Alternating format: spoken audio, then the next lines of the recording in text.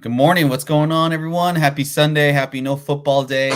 I'm guessing we're going to get a lot of people maybe watching the show today. We definitely better do a good job because Doc Joe's going to kick our ass. Evidently. So help me. This better be good. It's never going to be good. Never good, Doc Joe. I don't know That's our solemn swear to everybody out there. It will never be good. This is the worst show. And yeah, just to reiterate, Michael Baker, this is the first show without the NFL since Labor Day weekend, which is crazy. I knew for sure I felt like we were going to have kind of a lower head count throughout the NFL season, but it stayed pretty consistent, in that 10 o'clock, I think AM Pacific time start helps out a little bit too. So, yeah, man, last week's show was pretty cool. We missed you, Jason. I think you were working at that time, but I was friggin' on my deathbed, sick and working. Are you serious? Yeah.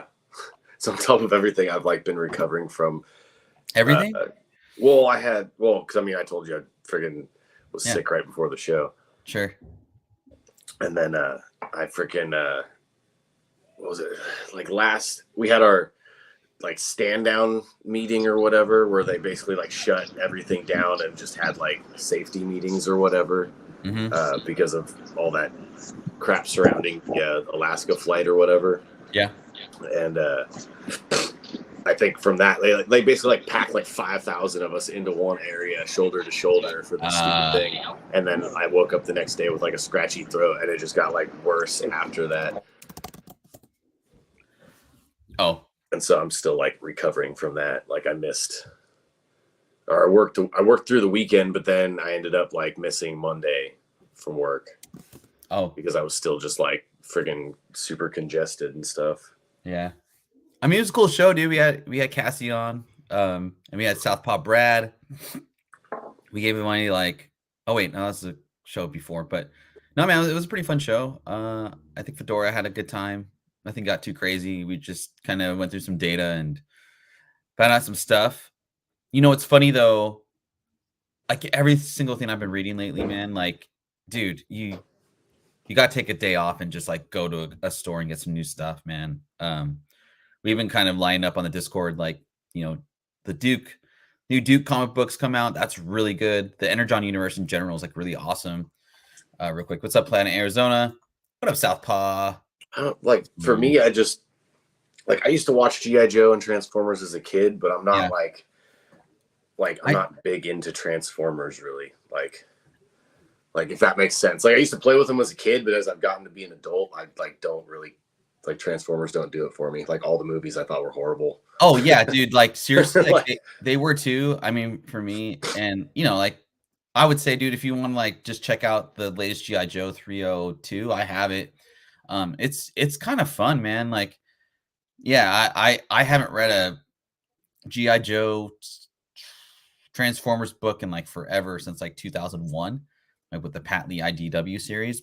But man, the Energon universe, dude, it's really good. The Ultimate Spider-Man book was really good. I mean, we talked about that one.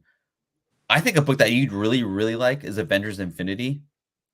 Dude, that's the Kingdom Come of Marvel. We've been talking about in the Discord, and Doc Joe, I'm pretty sure you've read it. I wonder what you guys think in the chat about it. Fedora, man, have you been reading that Avengers the new Avengers book, Twilight? Yeah, it's pretty sick. It's dope, dude. I saw that the market's bumping up a little bit for it. Yeah, it's healthy, man. The market for it, I think. Yeah, I saw them selling for $20, and not even the foil one, just the regular cover A, which I thought was pretty interesting. Both for the first and the second issue. I just hope that it doesn't one of those things don't happen when Marvel gets excited that oh man, this is doing really good. Let's for example, Sean Gordon Murphy did that the White Knight universe, and then they really they beat the horse out of it. So I'm hoping that this is a one and done, and then they leave it, and then whenever they want to do something with it again, they have Chip Zdarsky involved, because Chip is the best, dude. He's overtaking Donny Cates. Donny Cates can do whatever the hell he wants to do, man. Listen, man, Donny Cates was never that good, bro. I mean, okay, fine. I was like, what was it? I was all about Zdarsky, like back when he was writing, when he revived Howard the Duck. I'm like, dude, this guy is like legit. Like, because Howard the Duck was always like one of my like guilty pleasures, I guess, when I was a kid, like reading those. So when I saw like a new run of it come out, I started reading those, and it was like I was just like, man, like this dude's legit. I thought, okay, like look, Bird, all right. Yeah. Donny Cates is good, but like I just think like Zdarsky's on like another level. Like it's Donny Cates. Zdarsky's on like Tom King level. Like so if he stays at DC, I think he could possibly win like multiple Eisners, because for some reason DC books just win a lot of Eisners. I don't know why that is, but it's very rare that you see Marvel win an Eisner. I see. Yeah, so I think that's one of the benefits of him switching over, is that if you go to DC, you have a better chance of winning an Eisner for whatever the reason. Yeah. Donny Cates is like the Phil Jackson that went from the Lakers to the New York Knicks as a GM. That's like he was. What's that? He's not Leon Lett fumbling at the 1 yard line. Yeah. I mean, like, run this fumble back all the way and then drop it at the 1. No, what I mean is like. Yo, speaking of Knicks, hold on, Ferd. 9 straight, baby. We outside. Knicks tape. 9 straight. We the best team in the East Coast right now. I didn't know that. Dolan. Fuck you, Dolan. We outside. And I hope they take you down like they took down Vince McMahon, you rat. That's your epic rant for the day for Knicks basketball. And Knicks tape. Yeah, mixtape. Comics and Tortillas, I want to shout out you. I read the second issue of Avengers Twilight on his YouTube channel. And I was going to pick it up, but I was like, you know what? I'm just going to read this on Comics and Tortillas. And yeah, it was pretty dope, man. The video you put up was really easy to read and all that good stuff. So I appreciate you, man. You saved me $4 to, rather than the cover is pretty cool actually on the second issue, but like I didn't have time to go out and get it, and it's all good. I'm glad I read it though. But shout out to Comics and Tortillas for that. Trey, what's going on, man? It's got clapped last night. Against the Lakers, right? I don't know. I was out of town. They did the Lakers. Lake Show ran through there. Yeah, I'm gonna show you guys my pickups later. They were in Boston the other night, so that makes sense. Oh, Lakers. Yeah, they beat Boston with no AD and no Bron. Although I wish they would trade LeBron. That guy needs to go away. He'll probably play with the Sun next year. When he gets drafted in the Lucigia League or some shit. I don't know. Anyway, we're about almost 10 minutes into the show. Want to take the 10 live in the chat right now. You guys are awesome. This is why we do it. Hit that like button. Hit the subscribe. Our next goal is 600, obviously, and we can't do this without your guys' support. So I do appreciate it. Every Sunday you guys come in with us. I want to thank Pickles. I want to thank Fedora for taking time out of your day. Pickles, your goal might be 600. Mine's 599. And then Jay stopping right there on the precipice. And then you're like, I'm out. Yeah. Oh, 599. See you. I also have an announcement on a personal level. Mr. Pickles had a birthday. One more trip around the sun. So happy birthday to you, good sir. I thought one of y'all was having a baby. I was like, whoa. No, man. I thought Ferd was like, I don't know, Ferd, are you? No, you have something to announce? No. When he said Mr. Pickles, I was like, oh shit, Pickles is having a kid? I'm all over the place today. No, nothing too crazy, guys. It's just that. But yeah, so happy birthday, dude. Happy birthday. Happy. You guys can guess what his birthday is. If you guys guess how old he is, I will give away a random comic book. If you guys can guess what Pickles' age is. No, I'm just kidding. I don't have any books to give away lately, but and my pickups this weekend before we get into the show. I don't know if you guys can guess where I was at. Got a little coffee crisp. I don't know where you was at. And some Old Dutch ketchup chips. Ugh. Now Jason knows where I went. Did anybody else know where I went this weekend? No. Fedora, you have no idea? I mean, because I hang out there every weekend. 35, Yo, 41. I downloaded the app, bro, so now I can see all the comments in the chat. Oh, nice. Okay, there you go. Yeah, it's crazy. I was in Canada, motherfuckers. I was in Canada. Oh, whack. Anyway. Hell. Close. Tacho says hell. Dude, Canada's awesome, man. I love Canada. But yeah, I went like, well, it's like weird. All their, like, I haven't been there since I was like 20 years old or whatever when I was playing hockey, but okay, so 22 years Canada ago. everywhere I went to reminded me of like Wenatchee. Like every major city except for like downtown Vancouver. It's like, oh, we went to Surrey or Abbotsford or Langley or freaking Port Coquitlam or all these places. I'm like, yeah. They all look like Wenatchee. Dude, did you ever went to like Vancouver? Yeah, well, that's what I was saying. Downtown Vancouver is like the only thing that didn't look like that. Like everywhere else is like the same. I mean, I've been to some places where I didn't even know where the hell the people lived in the city, like Prince Albert, Saskatchewan. We had Prince up there every year. That's I have no idea. Yeah, there's a city legit called Prince Albert. Jason crazy. used to be like a Pee Wee hockey star, everyone. So don't fuck with Jason. He'll fuck you We up. might get demonetized for saying that word. So it's a city in Canada.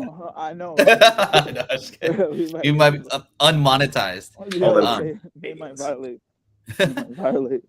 Before I get into the slides real quick, I want to show something that has been popping off that someone in particularly called out and wants all the credit for. But this crazy book. You're going to show me the X-Men book that everybody's like, oh my God, it like doubled as a 1 in 25 variant. It was no. Like weird. No, this is the one. And Jason reporting this to me in Canada, man. I don't know, man. Like, this is Art Adams. I mean, it was a pretty easy flip. I think if you got this in at like ratio and all that good stuff. Oh, what's up, Mojo Quid? Thanks for coming through. I got a copy. You got a copy? You got a couple copies, right? No, I only got one. Oh, okay. Dude, this book, I've been on this book since like mid-December, man. Like, if you're saying that you're the first to come out to this book, man, like I don't even say that. I can't even say personally that I called this out first. The first time I heard about this book was actually in the Discord from Brains, dude. I think he was the one that called this out for me. What's up, Lalo? For 99 cents. Oh, fuck, man. Sorry, dude. But Jason, dude, did you hear about this book? This Adams variant? Yeah. Yeah. Like a long time ago. Yeah, right? I mean, I don't know, yeah. And I'm not really a huge fan of the cover as well. I guess it's just like if you're an Adams like fan. Bro, all his stuff looks the same, bro. I don't understand what's the I posted in the Discord the red Sonia next to the exactly I think the same, yeah. blue what's his name on IG. I gotta blue give green him art blue green artifacts. Artifacts. He posted it next to each other. So shout outs to Blue Green because he was posting saying he was sending it off to CGC. But like you put it side to side, they both look the same. It's they like look hella the same, dude. Why are you spending mad money on a guy who draws women that all look the same? It don't make sense. Yeah, I think they don't hold value, man. Like I feel like there's a couple artists that do that though. Like all the who's that? What is it? JTC or whatever that does all those like negative space variants and stuff like that. Oh yeah, yeah. Like how much talent does that take to do? It's like the same shit over and over again, and you're like not even drawing half of the goddamn thing. And you know what's crazy is because other people are starting to do that now. Yeah. So it's not even like he's not even the only person doing it. Other people are like ripping him off, and it's just like at that point, it's like you gotta find a new gimmick, dude. And then it just looks the same to me. Like Arthur Adams, like when he drew what's Galactus, when he drew Venom, that was sick. He did Magneto, that was sick. And I'm like, see, this is sick. Like, keep doing that. Stop drawing, and the market needs to stop encouraging his freaking same face behavior. Like, y'all be blowing books up, and he goes, oh, people like this. So he'll draw the same exact face on every woman. Stop doing that. Chat. Stop spending money on artists with same face syndrome. Or if you're gonna buy it for $25, flip it. Don't keep it. Don't hold on to it. I think it's just a tougher play to hold long term, and like, I mean, lately, and I'm not hating on top 10 like lists or anything like that. I just think just in general, man, like this is a flip. So if you can get $80 for this book, like God bless you. You know, if you spent that. Yeah. And Fedora, man. I don't flip or sell books. Disclaimer. Oh shit. Oh shit. Oh shit. Oh shit. Here we go. Yeah. Okay, my bad. Thank you. Fedora, dude, you were right, man. I was on Comic-Con last night, and they only go up to like December, like mid-December of 2023. I didn't see anything for January, so I don't think we can find numbers for stuff. So yeah, it's weird. It's weird. I used to use it. Yeah. I don't know. You think it'll be an alternative, or why do you think they're not reporting like numbers? They stopped doing it after the pandemic. I don't know. I don't know why they don't do that anymore, but well, no, I saw some up through December of 2023, but the list was weird though. So is it just like skewed? It's not very accurate. I don't know, because I used to use it avidly like throughout like the years, just because I was always curious. And friend of mine, she did merchandise for a manga anime merchandising company, and she always wanted to know what the sales for certain manga was, so she could like try and see if she could get the merchandising rights.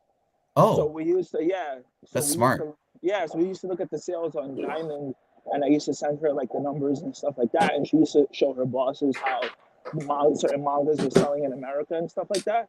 And we go, oh, okay, so yeah, let's look into the merchandising rights for that, so we can make shirts and stuff. So that's why I used to use it. And this was all the way back in like 2017 or 2016, and they used to update it like every month, and the numbers were accurate. And then I think during the pandemic, they kind of stopped doing it, and then it disappeared for a while, and then now they like put it back up here and there, but for certain books they have it, certain books they don't. I don't really know if they're not, I don't know. It's weird because we were trying to find the numbers on the Black Cat book. Yeah well, it's all good. Well, I mean, if anyone in the chat like has better like just resources, like DM me or all that stuff. Okay, let's get you guys back to watching NFL. Oh wait, there's no football today. Because they did their stupid flag football yesterday. Was it yesterday?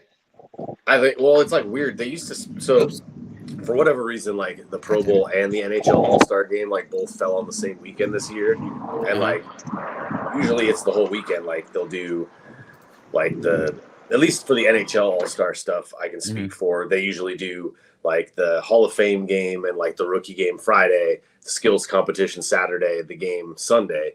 And like this week or this year, and maybe they'd done it in the past and I just haven't been around because I've been working or something, but like they like were done by Saturday. Like they did all the skills competition like Friday night, and then they did the game yesterday. Just like the Pro Bowl was like done yesterday, or it was already done. I was like, oh, okay.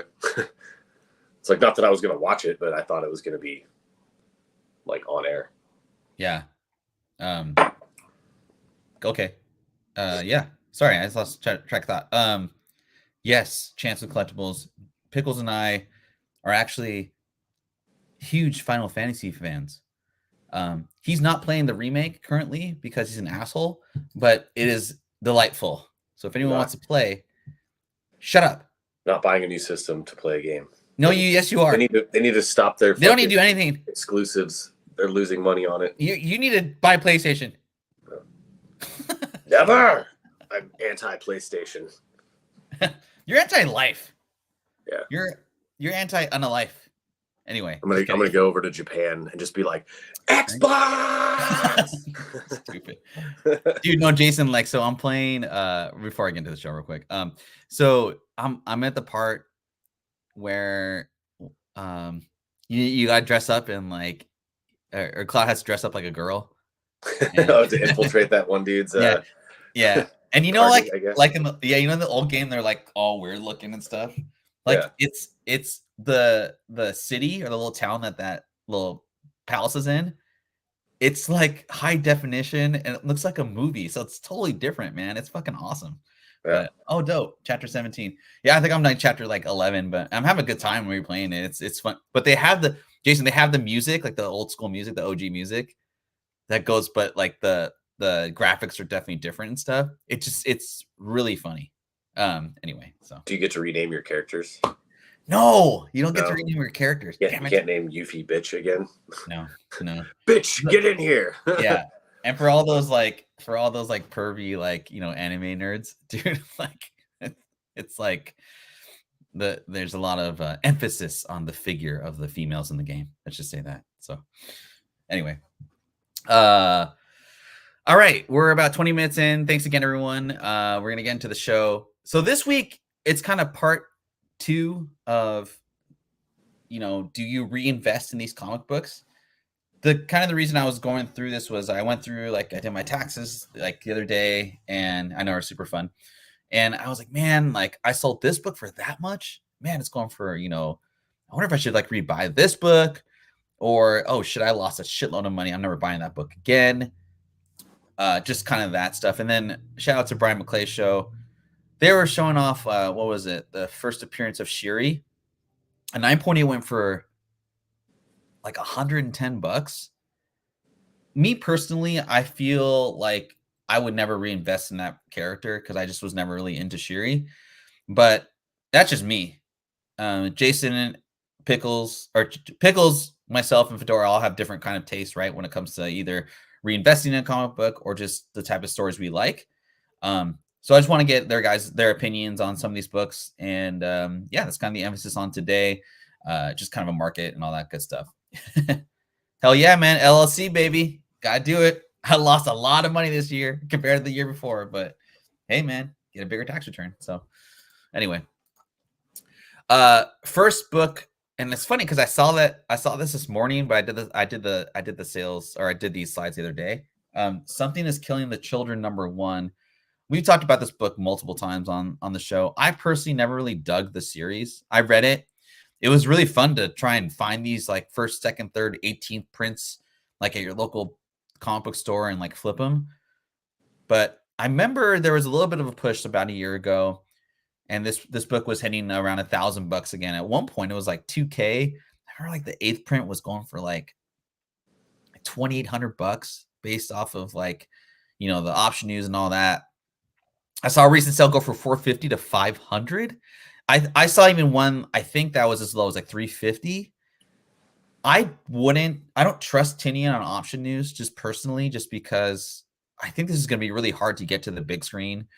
And like with the title, like Something is Killing the Children, I think that's going to be tough for parents to have their kids watch. Just an assumption I just made. But man, what do you guys think, man? One, did you guys think this show was, or comic was, a good book to read? And then 2, do you think it's reinvestable at $350 to $400 to go to $1,000 again? Fedora, I'm gonna go to you first. What do you think, man? People still buy that book a lot, actually. Oh, really? Yeah, okay. It's up to like issue 35. Like, I think I enjoyed it, but I think it should have ended a long time ago, in my opinion. Like, I don't know. Like, for me, like, I got burnt out by it. I don't think the reason why I like indie books is because they have a start and they have like a finish, and I don't really like indie books that go up to like, unless you're like Spawn or Savage Dragon, like I don't think that you should like have like 40 spin-offs and all this other, it got crazy with the House of this, House of that, fucking House of Abu Ghal, whatever, So I mean, I know people still like it. 35 issues in, what, 4 years later, however many years later, it was going for like, I bought 2 copies by mistake way back when, like 4 years ago. And I was buying a lot of like horror books because I saw that manga was having like a interest with like authors like Junji Ito, Suhiro Maruro, and then I was like, well, if the horror genre is popping off on that side, maybe the comic book side might see some of that action too, the American comic book side. So I saw Something's Killing the Children and I bought it, and then a few weeks later I saw it again and I was like, did I buy that book? And then I bought it again, and then I think the peak, a Raw sold for $1,200. And then I was like half asleep. And this was before I cared about like market stuff. And then I was like, that's crazy. I think I have that. And then I like pulled it out of my long box and I was like, oh, so the fact that people still buy it, people still like it. There's a lot of people just starting to get into it. Yeah. I see some younger kids one time they said that they heard about it on YouTube and they were asking about it. So, is it reinvestable? I don't know. I don't know. Like, I feel like that's a little bit risky because if you buy a 9.8 for 450, and how long have you been waiting for the show? Gosh, man, chat. What do you say? Like a year and a half, 2 years? It's a long time. It's been a long time. You may sit on it for a long time. Yeah, so I don't know. Like, I think that there's so many. I think indie spec is kind of dead now, in my opinion. I mean, indie spec based off like the option news is like dead. Yes, that like unless like I'm seeing like this person's getting casted to be Erica Slaughter and all of this is happening. Like I don't know. I don't know. I feel like 450 is too much. Maybe 300 if you want. If you really want to roll the dice, and if it comes out and then there's a trailer, then you might, that 300 might turn into like 600 or 700. But I don't know if it's ever going to get back to like 1,200 what it was selling for. Yeah. So, that's just my opinion. No, man. I mean, like not to be too agreeable, but like I'm kind of there with you. I'm a little biased though because I'm just not a Tinian fan, and also for the spec like play, because I don't know enough people that read this book still to base it off of like a pure it's a good stories play, but off pure option news I wouldn't get back into this. Pickles, what do you think, man, about this book or just in general? I mean I've never read it. I don't care to own it. I don't like know anything about it. Like okay. I know that it's a big thing and like people buy their variants up all the time and yada yada yada, but it's not anything that ever like appealed to me. I mean I don't think I was even like back in the game of comics really when this launched to begin with. It was like kind of there, and like I think I asked you, I'm like, what the fuck is this something is killing the children shit? Mm-hmm. It's freaking everywhere on people's whatnots and people asking about it and this, that, and the other thing, but I'm like, I don't know what it is. Sorry, I got spammed. Oh wow, that's kind of cool. And it sounds like Michael Baker's with you pass. I think we're all kind of pass on this one. I remember I had a friend who was like during the pandemic getting into collecting, and then he had messaged me about something, and he was like, "Whoa, you have something's killing the children?" And I was like, "Yeah." He was like, "That's crazy," and like I was like, "Okay, I guess." And he kind of like after the pandemic, he hasn't talked about comic books ever again. But yeah, so it's just crazy because he sold all of his slabs and stuff that he was getting during the pandemic for some reason. So, just to show you how like the pandemic was very effective in pushing this book at its peak. Like just to have somebody that doesn't know anything about anything, it's just like, oh, whoa, bro, you got that? Yeah. It's like, yeah, I read it, I bought it. Yeah. So I feel like that spark that something is killing the children had is like gone. So I think the spark's definitely like gone as well. I also want to say that this was like one of the first from like recent memory of pandemic books that if you got a second or third print, like they were short printed because of the pandemic. Because I want to say this book came out in 2020. I don't know exactly, but I remember. I think it was a little before. This book came out before the pandemic. Okay, let me. Because I know Junji Ito was pretty hot at that time. Okay, let me just.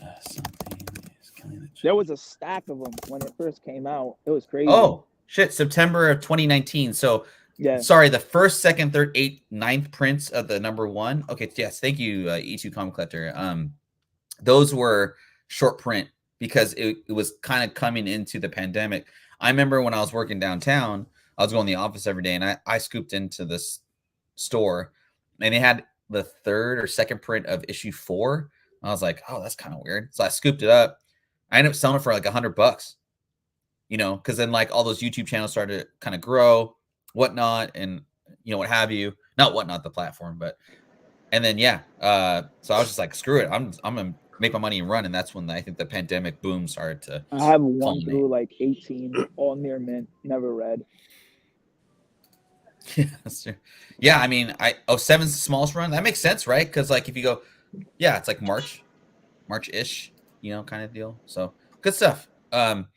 Yeah, again, I hope like you guys like in the chat, like I hope you guys get some like good value this information to make you help your decisions on whether or not maybe I should get this book or maybe I won't. What platform was the news for as far as like streaming services? Was it Amazon? Was it Netflix? Like Netflix. Netflix. Oh well, then don't waste your money on this book. Oh dang! Okay. Oh damn! That, like, the gavel. I would say that now is a like with the success of Wednesday, I would say that this could be a show that could be like, yo, if you like Wednesday, we got like a more brutal version of it. You know what I'm saying? Mm-hmm. We got like a more like. I think that I could see Netflix doing something with it, just because Wednesday did really well, and then Something's Killing the Children has like a female protagonist. It deals with like the same supernatural like monsters and stuff like that. So I guess I could see. The more I think about it, the more I feel like they could do something with it, but it just doesn't seem like they really want it to happen. Mm-hmm. So I don't know if Netflix really wanted it, it would have been done by now. Instead, they're spending $5 billion on WWE and shit like that. Yeah, that's a good point too. For me, I'm just more or less like most of the options stuff that I've seen Netflix do, I've been like highly disappointed with, except for One Piece. One Piece, I was actually surprised like how much I enjoyed watching that. Yeah, like I didn't think that I would going into it, but I like left my like opinions open and I actually enjoyed it. But like there's so much stuff that has been optioned or like been big talk for Netflix that I watch and I'm just like, this is garbage. Like that Rebel Moon. I was talking to my tattoo artist about that yesterday when I was in his chair. He's like, you seen anything good? And I was like, dude, I tried to watch that Rebel Moon. I got half an hour into it and turned it off. I was like, it was fucking stupid. Yo, they had the Rebel Moon comics out at the shop. There was 4 like, and I was like, those are not going to sell. Those are going to stay there. It's like, anytime you say like, this is XYZ's version of Star Wars, like you lose me. It should just be like, this is so-and-so's like rendition of sci-fi. Although I will say, don't compare it to nothing to the greatest sci-fi of all time. I just hate that shit. Well, the only thing I will say recently that is Star Wars related that is worth watching is on Apple TV Foundation. Have you ever watched that? Yeah, it's pretty good, man. That's a very original show. Apple TV, that's where Star Wars got all of its like lore from. It's based off of Isaac Asimov's novels, The Foundation. It's all about the Galactic Empire and like using the Force and stuff like that. And that like Star Wars borrowed from his writings to make their universe. It's a little bit different, but yeah, they based a lot of it off of that. The only property I think is kind of like, and I know I'm reaching, but it's the only thing that I like could feel like rivals Star Wars is Dragon Ball Z. Only because they got the intergalactic space people, planets blowing up, evil dictators and stuff like that. That's the only thing that that rivals Star Wars. Is Dragon Frieza Ball keeps Z. coming back as a different color. Yeah, exactly. He's like Frieza, and then there's Gold Frieza, and like Frieza Black, and this, that, and the other thing. But even then, Dragon Ball Z is like that's like some that's like a MOOC series now. Like, if you tell me you like anime and you like, oh yeah, bro, you see new Dragon Ball Z, we don't got nothing to talk about, bro. Just stick your head in an oven. Like we'll never talk anime. That's the greatest. I have all your sayings, dude. Sticking your head in the oven is like the best one, like hands down. Like, thank you. Because I imagine a person turning the oven on and you got to preheat it for a little bit, right? You're like, 350 is like a pretty good, kind of thing. And then the motion of the sticking of the head, like in the oven, Yeah, I just imagine that. It's great. What's up, TZ? Thank you. Yeah, you're welcome. Of course, anytime. So this one's like The Undertaker. Like it always rises and then like goes back into the coffin for me. Earth 2, number 19, first appearance of Val Zod. The first big news about this book was a Michael B. Jordan's production company was going to try and bring this to like life. And then there was nothing like kind of culminating from it. This was like a $450 book. At some points, there was arguments on which first Black Superman to get. I ran this route just because I felt like it was a harder spec with the issue 19 coming out with the variant, all that stuff. And then, the DC merger news kind of occurred, and then James Gunn comes back and he says, "Oh, by the way, we are going to bring Balzan into the universe." And now it's kind of crept up a little bit. I found this issue for $8 on eBay, and I found this in like a $4 bin the other day. They're in pretty good condition. I'll probably wait to speculate and get them. My man P Chung, graded. get P Chung in there. Get Pete Chun. Lalo. If you want a great presser, I'm an okay presser. Chungi is a great presser. He does it for really inexpensive. It's a great value. He'll send them to CGC for you. But yeah, on the sideways note, Chungi is the best dude when it comes to pressing. First appearance of Val Zod, man. Back in 2023 when James Gunn was making those announcements, this bumped up pretty high on the spec news.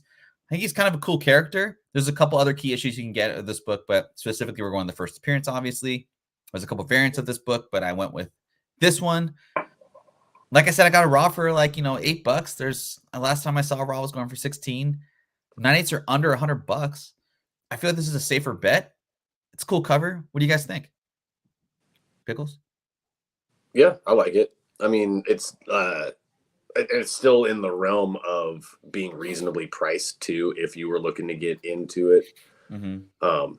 But yeah, like you were saying with the James Gunn stuff, there's more news surrounding that than, although I will say that I think Deadpool 3 is going to kick off a lot of talks with Marvel. Like, I just have a feeling like that's going to undo all the garbage that Marvel's done recently. I mean, and it's not even really garbage. It's just kind of so compared to what they were putting out. Like, I wouldn't say that I've hated anything that they've done, but it's all been different, I guess. And so this is more of a solid, going forward, just because they're building that universe again. Okay. A2 says pass. Cool. No arguments there. Fedora, what do you think, man? How much is it raw? Under 8 to 15. I mean, you can't argue with that. You can't. I mean, I don't know why. I don't know. I think that's a good thing. And more importantly, there's a lot of people really they really want a lot of representation these days. And again, as I say, we get a lot of tourists. And there's a lot of tourists that want to see themselves represented. I had a good conversation with this tourist from Brazil, and then he was just saying from Brazil, obviously he's Afro Latino. Mm-hmm. And he was just saying that he was a big fan of Static Shock, and they aired it in Portuguese in Brazil when he was a kid. Oh, and cool. So he was saying that he was looking for more black superheroes. And I mentioned Balzad, and he was like, "Oh, this is sick." So he was looking into that. So I think that a lot of people, I think that this could be good if the movie is done right, which I mean I don't know how that's gonna go. Mm-hmm. But you see how all these Spider-Man variants are doing really, really well. Spider-Punk, Miles Morales, all that other stuff. Mm-hmm. I think Balzad has a really, really big chance to kind of hit that Gen Z demographic if it's done right. And Michael B. Jordan is definitely, he's one of those younger guys that I feel like can reach, that can communicate the character to a younger generation. So for $8 to $15, I mean, why not? It's practically a free book at that point. If it hits, it hits. If it doesn't, you don't really lose much. Yeah. So, that's kind of why I like this play. Personally, I might even get a 9/8 for $80, 85. That way you can kind of guarantee you that high grade. I mean, the 9/6, 9/8 divide is so divided, right? But I like the play, just because of the current market prices I saw it go for with all the news that we have currently. So obviously it's going to be a little bit of a longer term play, which is announced Michael B. Jordan playing Balzad? So the last I heard with Michael B. Jordan's involvement is his production company was initially looking into doing a project for it. Now he's also doing Static, right? I don't know. I don't know what the news. Static is like in like legal kind of like what do you call it? Legal limbo or purgatory for you Christians and Catholics out there. Yeah, so there's a little bit of complications with that, with like ownership and whatnot. So that's why it's kind of that's why Static's kind of a tougher play. Like I just like Static because I like Static. But yeah. So to answer your question, yeah, I don't really know. That's supposed to say Master of Kung Fu. I apologize, guys. I didn't finish up these slides very quickly. But first appearance of the Mastet of Kung Fu, number 15. First appearance of Shang-Chi.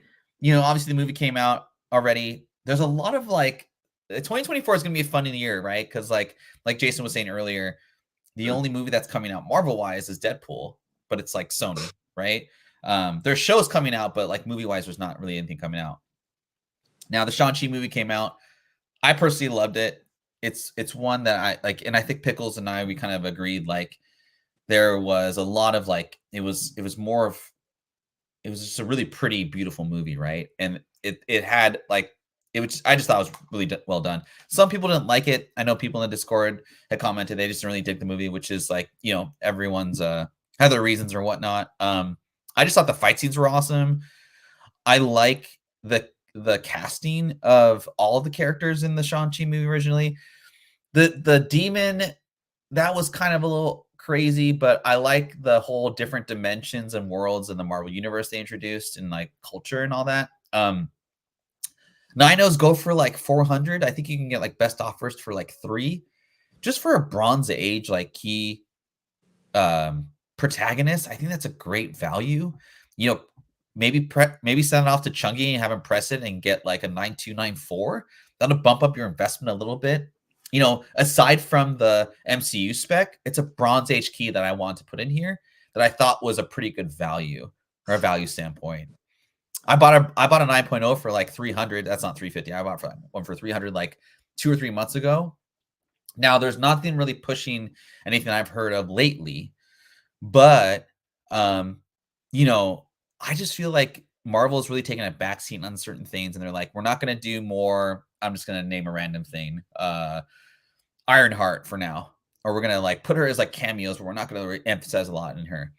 I think they're going to stick with the Master of Shang-Chi. And they're really going to press into Shang-Chi maybe in a couple years. So this may be like a little bit longer term investment or rebuy. But the fact that it's a Bronze Age key, that's pretty affordable.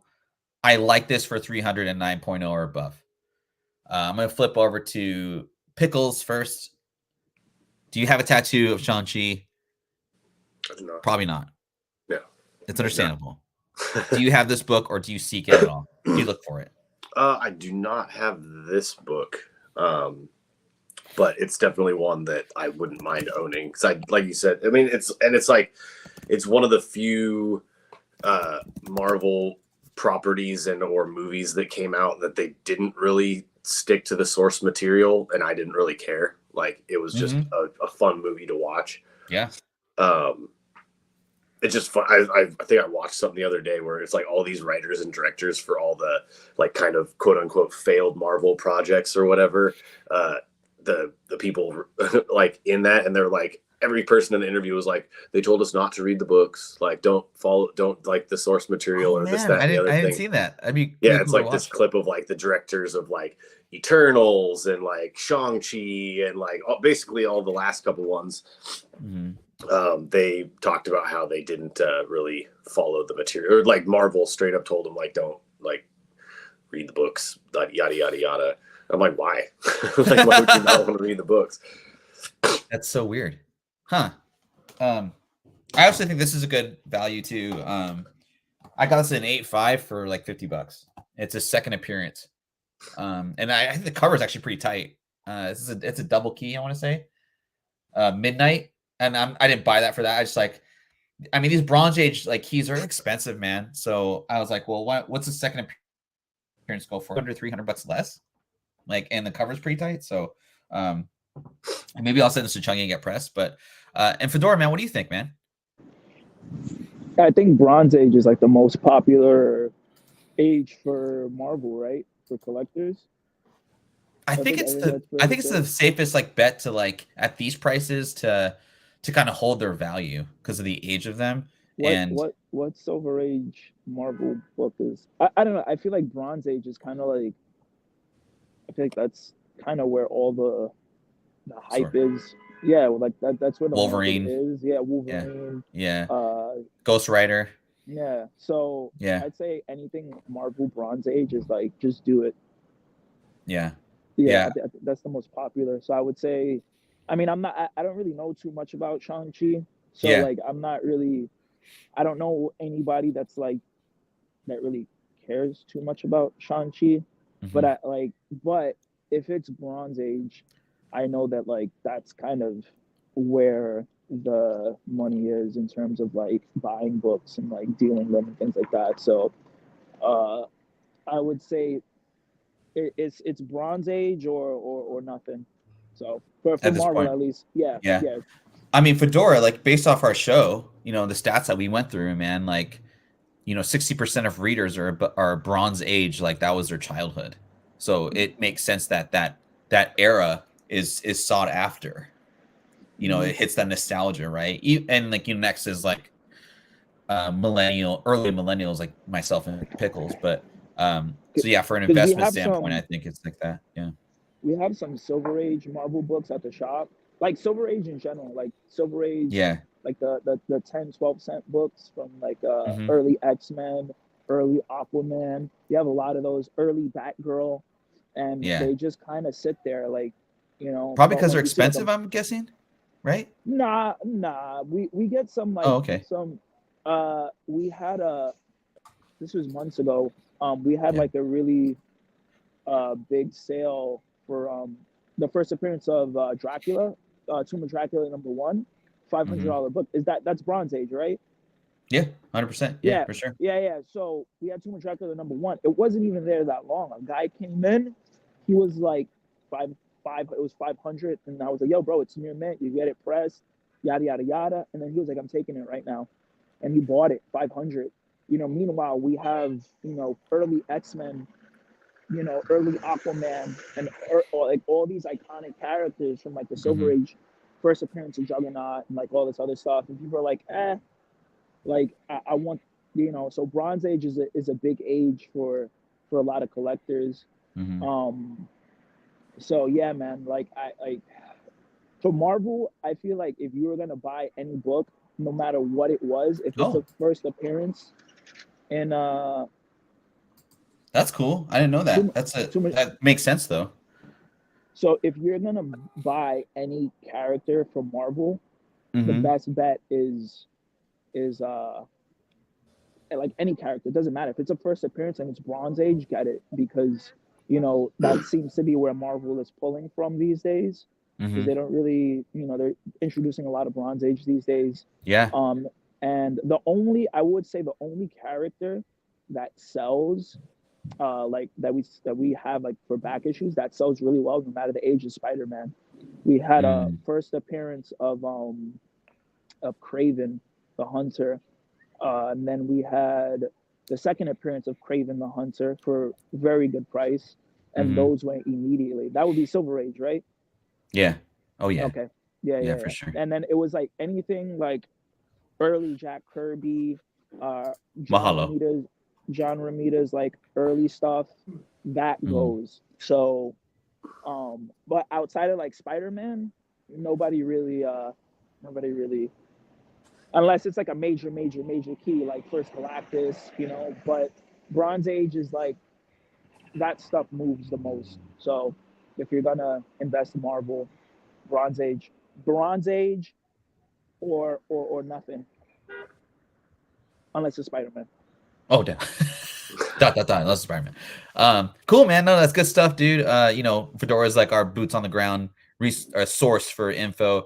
I'm the nerd that just kind of looks up stuff on numbers, um, and then there's Pickles. I saw or a buddy of mine's got Oh, or what did he show me the other day? He's yeah. got Tomb of Dracula 10 Oh, cool. in the Pence variant, and What? it's a 9.6. You're kidding. There's 2 of them. 2 exist. He has 1 of them. There's no 9/8. Wow. He's got it for sale for what friend is this? $26,000 if you want it, or 25,000 or something like that. He showed it to you like in person? No, he's I don't know him personally. He lives in LA. It's that Robot Monster Island guy. Okay, cool. He's got he does Whatnot sales, but he's got every time he does the show, I'll like pop in, and every once in a while he'll have it in the background of his show, and it's in his shop to buy. But yeah, it's one of 2 9/6s. There's no 9/8s in a Pence variant. Shout out to Robot Monster Island. He's a seller on Whatnot. I've gone to shows a few times, and he always has really good stuff. Pickles definitely goes in there quite a bit. I heard about him from Pickles, so he's it's pretty much the only show I go into. Like I follow his stuff because, like, I mean, he'll do like specific shows. Like he does like an all Spider-Man vintage show. Like he doesn't sell modern, so it's all like it's all like bronze, silver, gold. He does a lot of pre-code horror. He does. I don't know how he gets it all, but man, it's crazy. Like all the stuff he's shown me or shows I've gone into. But it's really good stuff. That's where I got my Green Lantern 87. God, it's like humble brag with you all the time. That's where I got my Action Comics #1. I have a humble brag, but I'm gonna talk about it like when we're finishing the show. Okay, just kidding. Did you see that? I saw that they're in one of the pedigree sales or something like that coming up in April. That 85 Action Comics #1 or whatever, first appearance of Superman. Yeah, dude, that'd be fun to watch. That'd be it's like a pedigree. Yeah, I'm like, that thing's gonna sell for all-time highs. Dude, you gotta get your dad's like collection and like go through that stuff, man. Like, and his cards, if you just all of it, man. Like he's got some stuff, but anyway, he's gotta get it. He's got I mean, I'll help you out with it, man. I'll do my best, but next, we're almost an hour into the show. Want to again thank all 16 of you live. Appreciate all you guys' support. Hit that like button to help us get that algorithm going. And next one is I'm kind of going back and forth with this character in general, but I like his first appearance on the rarity of it. It's a 2005 comic book, Amazing Fantasy #15, first app of Amadeus Cho. This sucker's fat, so 9/8s are tough in this book because you gotta find a really good presser, either chungy or there's pressers that can do a really good job on this thick ass book. There's a newsstand version of this, which I think is like the key of all ASM 15s for this particular issue. But yeah, 9/6s were going for $450 about a year ago, and now I sold one for like $224, $250. What's up, Brad? Good to see you, man. And yeah, K-pop Hulk, basically, right? I don't know if or when Amadeus Cho will come back or come out. His mom's in the MCU. She was in Avengers 2: Age of Ultron. So it makes sense for him to come out eventually, but it may be a long time until we see any more characters in that regard. And yeah, $700 I think is a little steep, personally. If I was going to spend like $700, I'd want the newsstand in like high grade. But I don't know, man. Like I'm kind of 50-50 about this. I'd want a 9/8, but I'm not going to pay $700. I'd pay like maybe $450, $500, just because I know I'd have to sit on this for a long time. And so I'd really have to have like personal investment into the character, which I don't. Pickles, what do you think about this book? I know we've talked about it a few times in the past, but what do you think about this book? I have this book actually. Okay. Just like you, I have it in a 9/6. Well, I bought it raw. It came back in 9/6. Tough 9/8, man. It's super tough in 9/8. So maybe that's a premium. Fedora, what do you think about this book, dog? I'll pass on that. Pass on that. Yeah, I'm pretty sure they're building up to the Young Avengers, but I think that with the recent how that's been doing and stuff like that, with like how shaky the MCU has been. Yeah, dude. I'm pretty sure that they're gonna pivot away from that for now and put that on the back burner. And love it or hate it, a lot of people really seem to like Echo, so they might. I loved it. And go, yeah, I liked it too. I don't know what people were complaining about, but with that, they might go like the more dark and grittier direction for like shows and maybe some movies moving forward. At least I think that's would be the right thing to do to give people what they like. Yeah. And I just don't think the Young Avengers kind of it's. I feel like the Young Avengers wouldn't do well. It's because that time Young Avengers would have done well 10 years ago. Amadeus Cho would have done well 10 years ago. Kamala Khan would have done well 10 years ago, or like not even 10 years ago, like 6-7 years ago, like when those things were like still hot. Now, you know, the happy-go-lucky, bright, like, oh my God, like superhero, you know, that like hopeful, bright, colorful world that Disney put it's done. So, yeah, I don't. It's about as hot as My Little Pony, number 14 variant. Yeah. Yes. Yeah. That's really, you know, that's an excellent perspective, like especially coming from you, just age wise, because like, yeah, man, like a lot of these characters that have failed, they're too, and I think that's just the too campy, too hunky dory, it's too campy, it's too funny. Like I'm so sick of like the jokes in like these movies. Like my favorite Marvel movie, and I may get shit on for this, is Civil War. That's my favorite movie because it shows the death of, you know, Tony Stark's dad in it.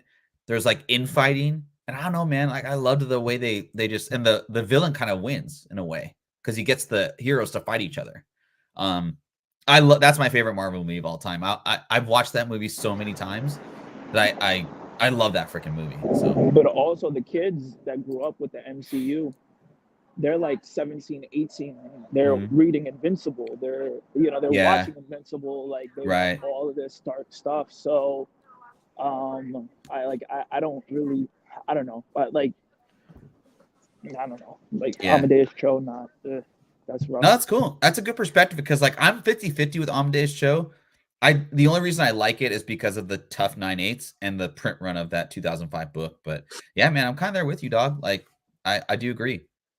Next I have a little bit of Star Wars, not too much, but and I'm sorry I don't have any Spawn because like to all you Spawn people in the chat, like I think Spawn's a no-brainer to get because like you just like it. You know, if you're looking for Spawn, like you just like it.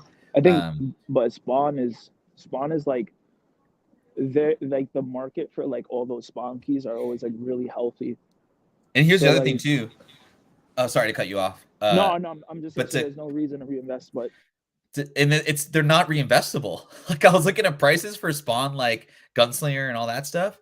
Dude, there's no drop in it. So people there's the supply and demand is not met because the supply is it's like housing right now. Like there's just not enough out there. And because people aren't selling their Spawn keys. So that's a good thing for Spawn holders, right? It's so a beloved book. But yeah, some Star Wars stuff.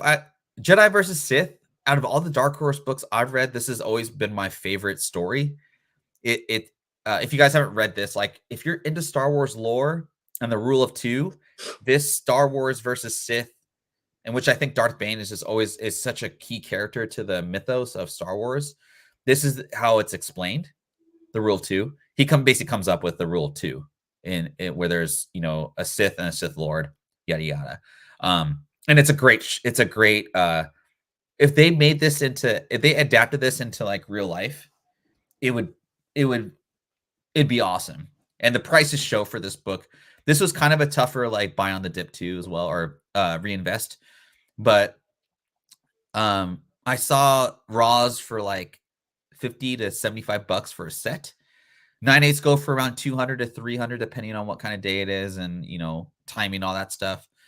But stay pretty consistent, so it's kind of tough to get a reinvestment price in this. The one to get is the Dynamic Forces Gold variant. I had an 8.5 that I pressed into a 9.6, which was like my flip of the year. But those 9/8s do not sell, and there's not that many of them out there. Basically because the gold foil has Star Wars, and the Star Wars is in gold foil, and the foil it'll chip off. So CGC is really tough on the grades for 9/8 on the Star Wars book, but it's a ghost too. I've talked about it in the past because I had it. And then the Star Wars Kanan, I know like the 6 issues like considered like the market says it's the first full appearance. I'm not going to argue with it because the market still says that. They do show up on the last page of this issue. However, I would say out of Star Wars canon 1 through 12, this is the book to get. It's the 1 in 50 variant of the first issue. It still goes for $50 raw. 9/8s go for like 400 to 500 if you can find one. Another tough 9/8. But yeah, I'm gonna start with Fedora on this one. You don't read Star Wars though, do you? Right? Not that much. But I mean, I do speak to people that I'll just say I don't read it, but I'm knowledgeable on the some of the subjects. So I'll say that like I don't want to say anything that's going to put my foot in my mouth, but what I will say is that as for Dark Horse, I wouldn't reinvest in any characters that are Star Wars Dark Horse. And I'm just gonna leave it at that. And I'll say like the best place, like if you're gonna buy Star Wars, just go with what Marvel is doing. Just stay away from Dark Horse. That's really all I'm gonna say. Would you say that the High Republic is the easiest investment of all time? High Republic is popular, so fuck. Yeah, I'm supposed to say that. It's pretty popular. It's really crazy.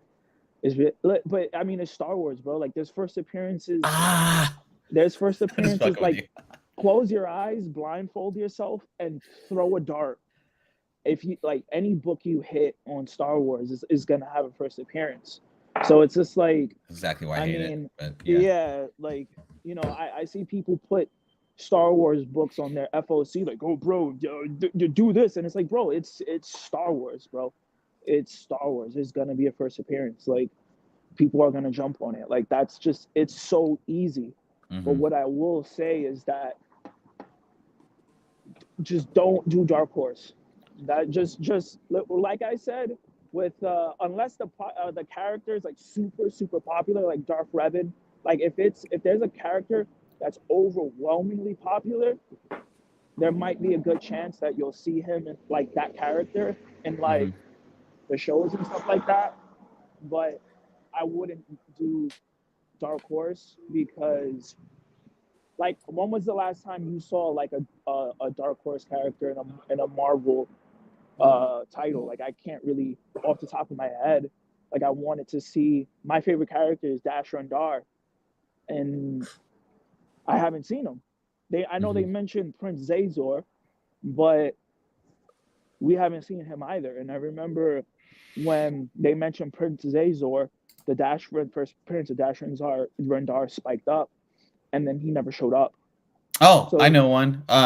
Asajj, I think, is only in. She hasn't shown up in the MCU Star Wars or like the Marvel Disney Star Wars.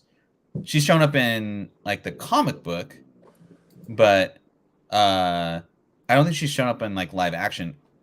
Fedora, right. I just thought of it. Who's the dude that mentions that Obi-Wan mentions in the Obi-Wan series? Is he Dark Horse? His first appearance is a Dark Horse. Yeah. So what the hell's his name though? He mentions him, but yeah, you're right. What's up, Shiny Ricardo? Talking about this book. Quinlan Voss. Quinlan Voss, yes. Quinlan Voss. I just happen to have it sitting there, like oddly enough. Oh wow! So he's been mentioned, but you are technically correct that he has not shown up.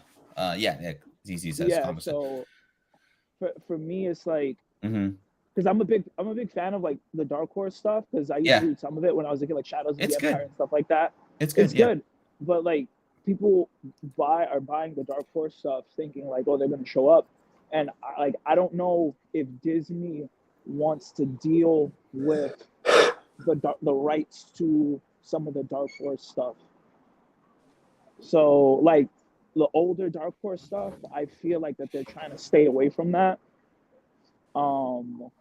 It's a money thing. Yeah. Yeah, for sure. It's and you're right, man. Like I remember when they said that Star Wars Dark Horse was canon, right? When they started to kind of revamp the Marvel Star Wars like world. But it's like they still have control over it. They still have control of whatever they can do. Just because a major corporation says like they do have the rights or they would look into making them, characters, they still have to look at the bottom line. And if it doesn't make sense for them money wise, especially with like the lackluster of subscribers of Disney Plus in general, it still makes sense. They don't want to cut the checks to like the people who create these characters. So that's right. I forgot that. That's a great one. Yeah. So I mean, like, like Darth Revan is like the only person that like makes logical sense that I would assume would show up. And then even then, the most popular Dark Horse, the poster boy of the Dark Horse Star Wars mythos, has he showed up in anything? Has he been mentioned in anything? Who? Darth Maul? Darth Revan. It's a different era. I don't think like the what they just specifying right now. It doesn't correlate with the timeline. The fact that they didn't even do anything with that era just to put Darth Revan out there is crazy to me. Like I know girls that like actual girls that aren't really into like nerd stuff that know Darth Revan, and then they're just like, yo, Darth Revan is like the sickest. So the fact that like you have a character from the Dark Horse world that can really reach out to that mainstream Gen Z, like the younger kids, to really get excited about Star Wars hasn't been used. That's enough for me to say like I'm not really gonna invest in these books. If you're trying to collect it, yeah, sure, go for it, buy it. But like if you're trying to like just sell or reinvest or do whatever, I would stay away from Dark Horse. That's just me. So there's a better chance that I will see Marvel characters like the Disney Marvel books that they're doing now that they're releasing than the Dark Horse stuff. So that's just me. I'm gonna mute my mic now. All right. No, I love it, man. It's all good points. Yeah, I remember looking at a timeline the other day, and I know they're really spitting on the High Republic stuff, and I just it just disappoints me. I remember reading the books as a kid. Thrawn is a perfect character to introduce into this new live action. He's not part of the Dark Horse Star Wars world. So I'm not using him as an example because of that. Oh, so you see, he's not part of it? He's not. His first appearances wait.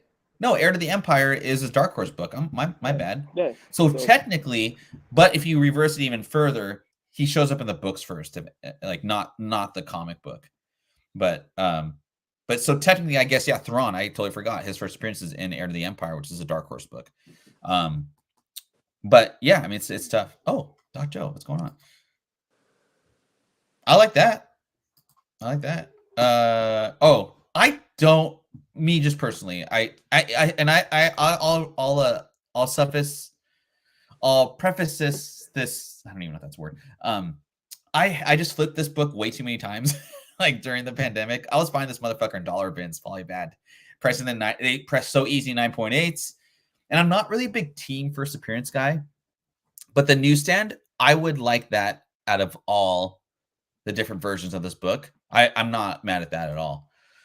First Midnight Suns, if you guys don't know, there's a little bit of argument too with the market. I can't really tell, but I found myself selling more of the 28s versus the 31s. But this goes raw for like $12, polybagged, so it's probably in okay condition. I don't know.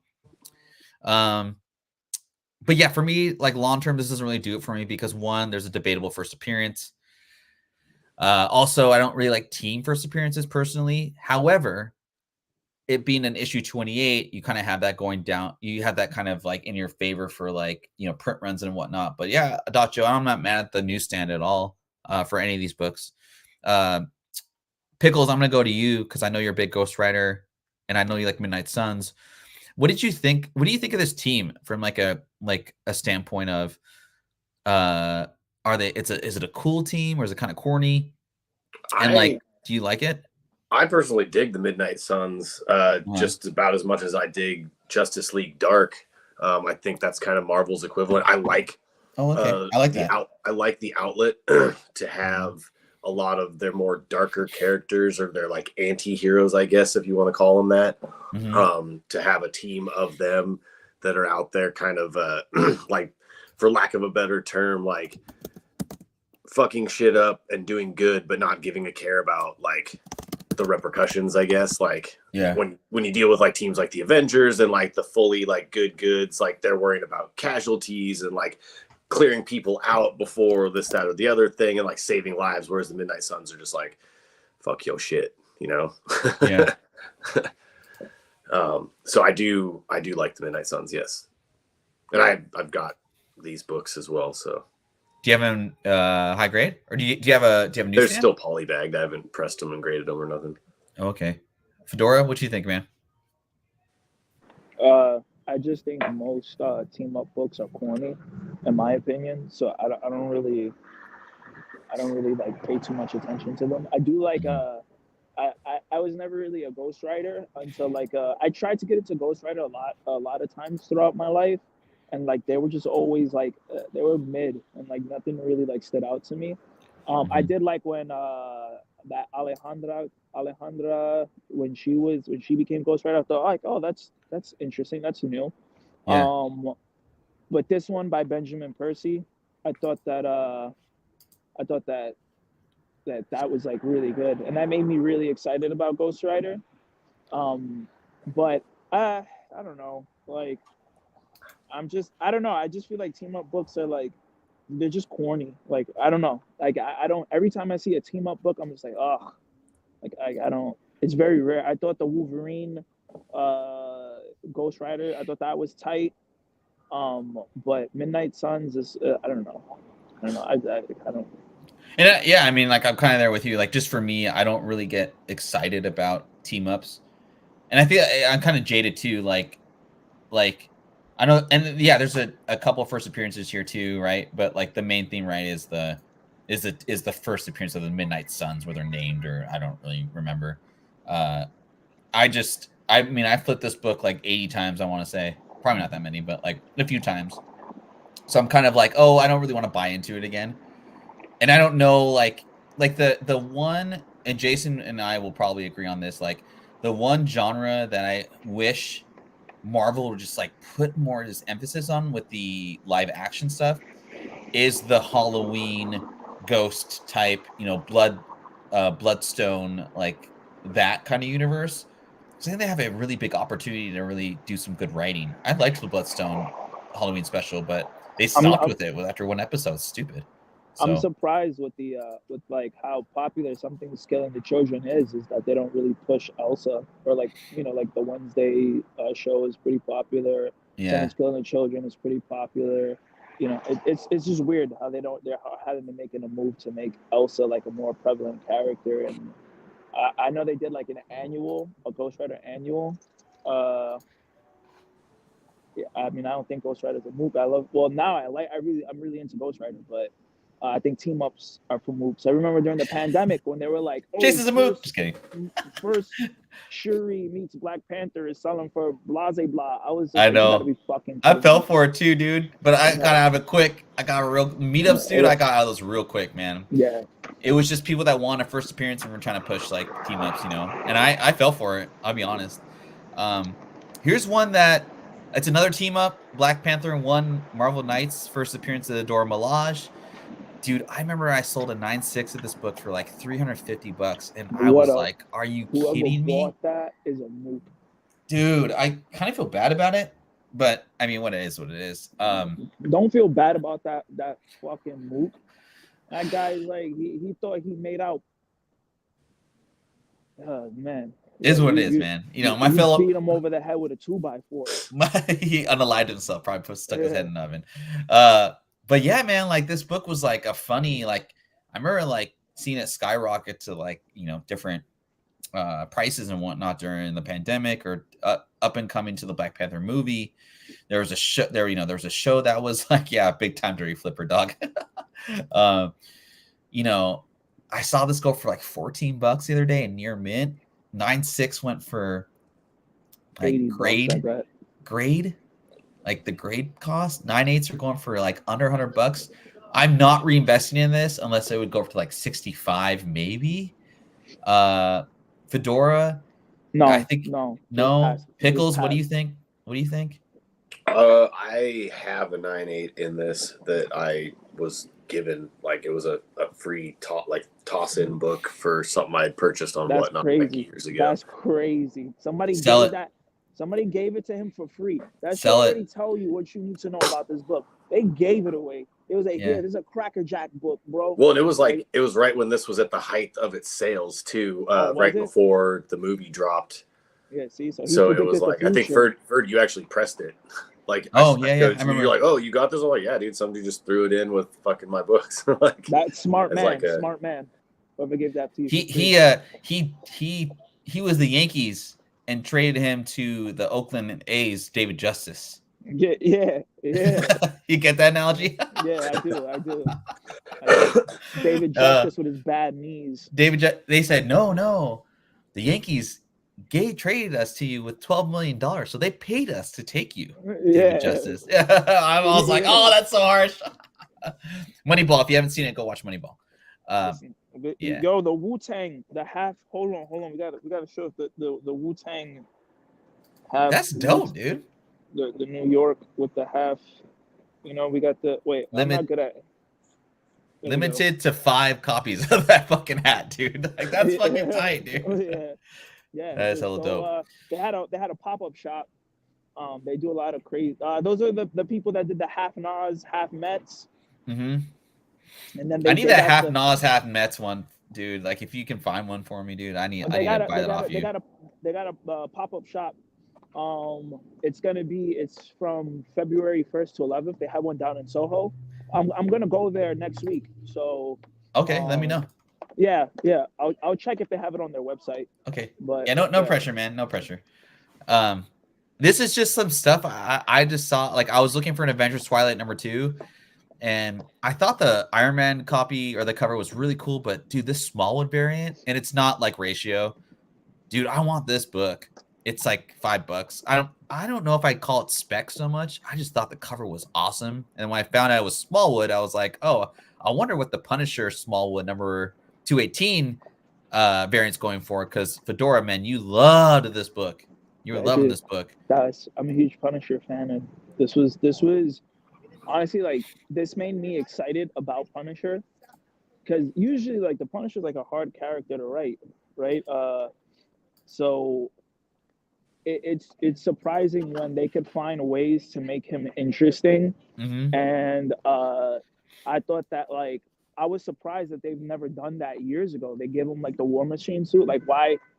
But I was also upset that they took it away from him so quickly because it was really popular. It was like a popular thing. And but I bought this years ago. There was a sale on the Midtown Comics website, and they had this for like half off. So I bought it for like $14 at the time. Yeah, dude. When you told me that, I was like, "What the fuck?" It was going for like $100. I saw one for $30 near mint. And then the 9.8s, I don't really see a lot of 9.8s going for sale. I couldn't find any good sales. It's hard to get a 9.8 because of the color rub. And the back too, dude. Yeah, mine had some pretty bad color rub. I was gonna send mine to get graded, but I mean it's probably not worth it. Yeah, just put it in a nice cover and all that stuff. Or a bag and board. Pickles. I keep going. Pickles. Do you have this Punisher like the regular cover? I think you have it, right? I believe so, yes. Oh, is that the one with him in the War Machine armor? Yeah, on the cover. Yeah. Yeah, I think I have 217, 18, and 19, I think. I don't even give a shit about I liked the series, so I read it every so often. But talk about like the cover art destroying the interior art for these books. Like, oh my gosh. Clayton Crane. I mean, other than this smaller variant, Clayton Crane like killed all the covers, dude. But the interior art sucks compared to the Clayton Crane art, man. Like My it's man, night and day. Mr. Steal Your Wife. Yes, Mr. Clayton Crane. Mr. Dude, when Steal he Your Wife. was, it was so funny. I saw him on a Whatnot show, and I thought he'd have like Undertaker like deep voice. That dude does not have a like. He has like a little. He has like my voice. He blocked me on Instagram. What? He blocked me on Instagram. Yeah. Why? Because somebody posted an Instagram post about him, but he blocked my other account, Poltergust 3000. Yeah. So and then my icon was a picture of Clayton Crane, and then I like made like a funny comment, and it was getting a lot of likes, and then he blocked me. So I was like, nah, but like, bro, like I'm a fan. Like, why you? That son of a bitch. Yeah, like he sunk an entire company, bro. Like. I didn't even think of it that way, dude. Yeah, big ka-ching. Remember that guy? Or like, what was it? Ka-ching. I don't know, man. That guy was dork though. Black Flag comic. Yo, he sunk the comic. He sunk his business and took his wife. And then, yo, bro, I'm a fan. So I'm not even gonna say anything about that dude, but like when he went live and was like crying about his wife and all that stuff, I was like, dude, keep that shit like off social media, bro, because you just look stupid, dude. Like, don't be crying on live, fucking any of that shit. I would never do that. Man. And then you know why? It's like F that dude. I don't care. He's a mook.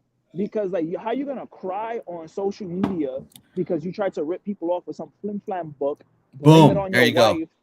Blame it on your wife or whoever, and then make people feel sorry for you, and then 2 years later try and sell the same book that's fake. Oh yeah, this is the controversial blah blah blah, like flip flam flim whatever book.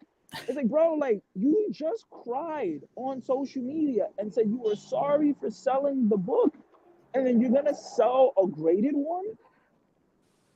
Money does some shit, dude. Money does some shit. Oh, bro, and then that's when I was just like, good, like fuck you. You don't deserve anything.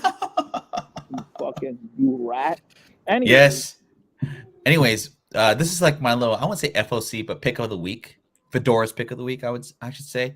Also, I asked you about this book just because I was like, well, if Ultimate Spider-Man did pretty well, I wonder if like that success will pour into like the other Ultimate books. And I was like, I saw Ultimate Black Panther #1. This is a little bit of cornbread for y'all. I'm gonna get as many of these books as I can. I should say that. I'm gonna try and get like the cover A, maybe a couple copies, just to make sure I'm like good. And then if I can get a good price on the like ratio, like the 1 in 50 or whatever it is, I'll probably buy it. Jason, you were gonna say something? I was gonna say the Ultimate X-Men that's supposed to be dropping here in like a week or two has like shot up in price, and people are like hyping on that too. I've seen the Peach Momoko. Oh, the Peach Momoko. Is it a good story, or is it like? I don't know. I don't think it's come out yet. I think it drops next week or maybe the week after. Marvel's like, thank God for the Spider-Man book, dude. They're like, thank God. Like Ultimate everything now. Yeah. Ultimate Kamala Khan. Ultimate Thrasher, Ultimate Night Thrasher, Ultimate Darkhawk. We get Ultimate Wasp. Ultimate Marvel. Fedora, why are you so high on this book? Just me. I was talking about it with people in the Discord, and I was just saying, like, look, man, like, it's looking like, because we didn't have a lot of copies in the shop, so I'm thinking like if we didn't have a lot, there's definitely not going to be a lot of Black Panther, because there was like for a while, I feel like everybody was just tired of seeing like all these alternate Spider-Mans. And then I guess that reflected in like, Spider-Boy, and like, not many stores had, copies of Spider-Boy. Not many stores had copies of Ultimate Spider-Man. Like they ordered a good amount, but they didn't really think that it would go crazy. And then, now like Black Panther hasn't really been, no one has been really excited about Black Panther. I know that there's lately. people that come to the I don't shop read anymore. Yeah, I mean, Yeah. especially with the whole Tosin situation, you know, I feel like people got burned on Black Panther, so they Yeah. got like there was no hype around that. Um, and then, you know, then there was like this one first appearance that was going pretty crazy. Mm-hmm. I had bought a copy because I had liked the cover, and then a coworker of mine, he reads Black Panther. He reads, I guess he reads everything that comes out, and he really wanted it, so I gave him my copy. Mm-hmm. But you know, I can't imagine there was like stores like that there were stores ordering this book thinking like, oh, like this is gonna be big, this is gonna be crazy. So that's why I was just like, hey, like maybe you guys want to get in on this while you can, Mm-hmm. because you know it's a lot of people with the success of Spider-Man, it's rolling, you know, it's a snowball effect. So Yeah. Ultimate Black Panther is looking like it's gonna be one of those books that people are gonna want. But I Uh-huh. don't know if, because with Ultimate Spider-Man, it was like this is a good story, right? Yeah. Yeah. So I just think with this one, people are being greedy, and they just want to be like D heads, and they kind of want to gatekeep people from actually reading the book. So um, if you're interested in reading it, I would say go out and get it, because we might not there might not be many out there. So just a little FYI. Cool. Uh, Jason, I know you haven't been going to a lot of like you haven't gone to your LCS in a long time, but would you pick up this book based off like kind of the assumption that oh, um, the Ultimate Universe might be onto something? Yeah, I would. I Cool. definitely check it out and read it. I wish that they, like for me, I wish that they updated my like online stuff quicker so that I Yeah. could read it, because like I'm more about like reading it than anything else. Yeah, of course. Yeah, no, definitely, man. Yeah, I'm gonna spec on it. I don't really do FOC stuff. You know, you guys all know me. But I it kind of makes sense to me to at least give it a try. And if it doesn't work out, it doesn't work out. But yeah, it's Fedora's pick of the week. And then kind of another. I know doesn't really correlate with each other, but I was looking at another book that's kind of been on a lull with a little bit of this and that. But ASM number 4, the 2014 series with this variant, this popped up pretty high during like kind of like the Spider-Man kind of like, whatever. It's the first appearance of Cindy Moon. She shows up in a end credit scene in the video game. Spoilers, everyone. But yeah, Jason, I was gonna say, I know you're still in the chat, Comments Tortillas, but yeah, so to Comments Tortillas, dude. Like, dude, the guy saved me $15 last week, so like I appreciate you, dog. Because I was I reading a gotta couple books that came out last week, and I didn't have, or I was thinking about buying some, and I was kind of fringe, like whatever he had on his channel, and I just read him up, and I was like, fuck, that just saved me $15. Thanks a bunch. So I gotta plug you, dog. But yeah, this is like if you buy it for 350 or 300, 9.8, like it's gonna be a long time until this comes about and she comes to either the Spider-Verse universe or what have you. But she's like, kids know about her because of the video game. So if that gets traction, she's female, she's a POC. I love this cover. I think it's a good play.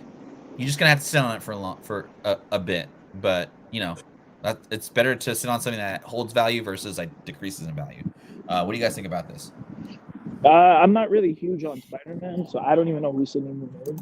But Okay. I would say if she shows up in the video game, then there's how many copies did that video game sell? I don't know if it was the best selling game of 2023, but they definitely. I just put the link for Comics Tortillas in the chat. So it'd be safe to assume that millions of people know who she is now. Probably because So kids like Wade's not in the chat, but he played it a couple times, and I definitely I looked at trailers on YouTube, and there was talks of like how great the game was because of all the introductions of the villains and characters and like the storyline and what have you. And just the advent of that kids don't really read comic books anymore, but they play video games that have appearances of these characters in comic books, so it'll spill over. I just think that it will. We just have to put the the word out there. And yeah, man, awesome, Michael. Dude, seriously, say it's a if you're IPO saving, quote unquote, like in financial terms, like sub up the channel, because he puts out every single new book you can think of, like the day of or like the day before. And I was like reading on my lunch break. It was pretty awesome. And last but not least, I just did a 2020s books that won't go down. That Champions book is like, bro, that's. You don't like it, bro? Like, it's 700, bro, for the first appearance of Silver Fox. I don't like it at 700. I don't like it at 700, but no one's going to go that book for $700. It's crazy. This is just what I've seen. Like I was looking at sales of these books, and like there's just none. There's none at 9.8. There's none graded. Like they're not meeting here. But I did see a sale for that Contest of Champions #1 for like $650. So in 9.8. I think that book is still graded at I showed you, like I sent you a picture of it because I saw Contest of Champions. I'm like, why is this random nobody book so expensive? And then you ended up talking about it. So it's if you want to buy it, go check out the Queens location in Midtown Comics. It might still be there, it might not. I don't remember the price, but check it out. It's, that Contest of Champions book, like there's not a high print. I think it's like 45,000 copies. And it's a 1 in 25 book. So I bet. And it's White Fox. I know that's like a B-list character, or it's like a D-list character, right? But she is of Asian descent, so that's kind of the spec play, and it's just rare. This Agents of Atlas the Zurcher variant in 9.8, 9.6, like no one's selling that book. I know it's a little overinflated, but like I can't get a copy of it, and I need it to complete my collection. The Spider-Gwen Ghost Spider, which arguably like that book was one of the books that got me back into speculation again. Mm-hmm. And I remember Yeezy was like, he had a copy, and I remember he was talking about it like 9.8. It was selling for like $350. I was like, oh, there's no way that book's gonna get to like $1,000. 1,800. Holy cow! I mean, it's dipped down a little bit to like 1,100, but consistently you're gonna get more than $1,000 for that book, and it's just cover. There's no first appearances in it at all. And then a little spec play. Avengers Academy #1, the second print. This is a tough and high grade book. It's from like the 2010s, 2011s, or 2010s decade. There's a bunch of first appearances in here. There's a Reptile cover appearance on there too. But this second prints were really done in like large quantities with this book, and it's tough and high grade. But I saw this go for $8. During kind of the huge speculation boom, this book was going for like 50 to 100, which is insane. Is White Tiger in? Is that the first White Tiger? No, it's like the first like Hazard, and there's like 4 different first appearances, but it's a team book, Avengers Academy, right? Avengers Academy. But it's POC. I bought that POC first appearance of. I bought the first appearance of the daughter of the male White Tiger. Yeah. Anya or not Anya? I know you're talking about. Yeah. Bobby Ayala. Yeah, I bought her first and second appearance, or her cover, whatever, and then I had a few copies of the U.S. Avengers of her with the Puerto Rican flag. And this is just me personally.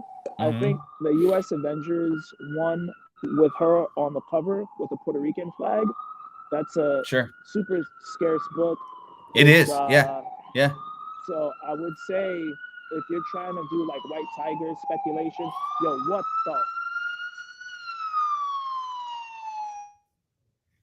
Yeah, White Tiger. There you go. The Puerto Rican version. Yeah, I like that one. Jason, what do you think about these 4 books, dude? I only know about 2 of them for the most part, like the Ghost Spider and the New Agents of Atlas. I don't know much about the Contest of Champions or the Avengers Academy. I assume Avengers Academy came out around the same time that they were doing Strange Academy and stuff. No, it's like 2010, 2011. No, is it? It's super old. Yeah. I just assume that Marvel likes to just dump the same stuff. Usually, it's like they do, like they're doing with the Ultimate Universe. I was like, oh, this must have came out around the time they were doing like their Academy phase. Yeah, no, it was like it was like that Marvel. There, that new Marvel like Age of Heroes or some shit. I think that's what it's called. Oh, the Heroic Age is what it's called. When they were kind of trying to like reinvent and bring in characters for the new generation or whatever. Yeah, it's like that. But yeah, I mean that's all I have. I want to throw in a little spec because we all like to spec. It's always fun to spec. But don't go too crazy on it, obviously, and all that. But yeah, that's the show for today. Fedora, you got any closing thoughts? I wanted to mention we had like some group of artists come in to the shop. They're from the Philippines. Oh, dope. Okay. Yeah, cool. So his name is Harvey Talibio. Super cool dude. He did a lot of the art for the Star Wars IDW High Republic stuff. And then I used to buy that. I was buying the main series and so there were two titles I bought: High Republic and Bounty Hunters. So me and him started talking about his art in the IDW stuff, and he's still doing the art for the new High Republic stuff that just recently come out. So we were talking it up. He was really friendly, really nice. He was with his family, and then he looks up at the wall, and there was a Psylocke #1, and his wife was like, "Oh, you did that? He did that book." Oh, funny. And then I was like, so I was on my lunch break, and I was like, "Hey man, if I buy that book, do you think you could sign it for me?" And he's like, "Bro, if you buy that book right now, I would absolutely sign it for you." So awesome. I bought the new release that he did, and the Psylocke book that he did, and then I took it out the bagging board, and his wife was there watching him, sign the books and stuff. And then he takes out the board, and then he starts sketching on the board. So I sent it to you on Instagram, and I want you to check it out. So just go on Instagram so you can show the chat. And I'm thinking that he's gonna draw like a mini Psylocke, like just like something small for me, right? And check out what this guy did. Wow. It was just phenomenal, and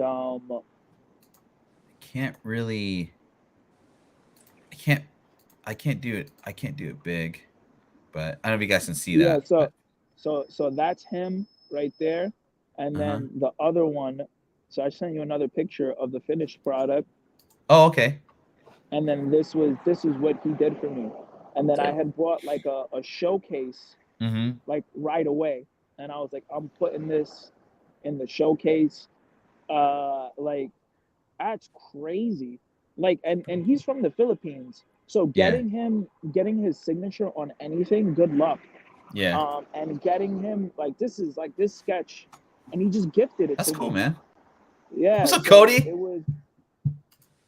was really cool. I don't even know how much, just even paying him to do something like that would be, but his wife was telling me that he did a convention in Hawaii. Oh shit! There you go. One up. One up's from Hawaii, so yeah. So I mean, support him. He's a nice guy.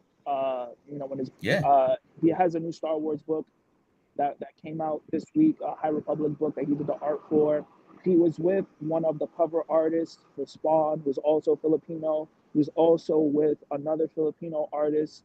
They were all checking out New York City. They came in because, a friend in the industry had told them to come to our location because we were really nice and we were really good people and we'll take care of them. And then, I helped him out and he gifted me that. And it was a really humbling experience. And that's your people, Ferd.